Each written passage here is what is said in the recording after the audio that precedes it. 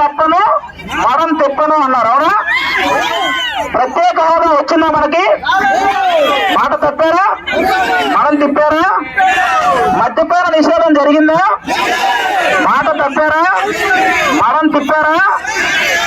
CPS రద్దు చేశారా? మరి మాట తప్పారా? గెలిచిన వెంటనే 3,000 డైరెక్ట్ గా ముసలి అకౌంట్ లో పడతాయన్నారు. డైరెక్ట్ గా పడ్డాయా? మాట తప్పారా?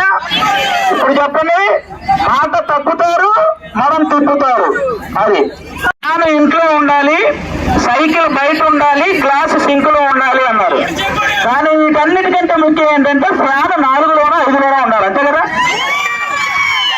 ఫ్యాన్ మనం రెగ్యులేటర్ ఎంత ఉంటుందో 4లో పెడతాం, లేకపోతే 5లో పెట్టుకుంటాం. ఇంకా మనకి అంత గాలి అవసరం లేదనుకుంటే 3లో కూడా పెడతాం మనం. కాబట్టి మనందరం తెలియక లాస్ట్ టైం ఆ ఫ్యాన్ ని 151లో పెట్టాం.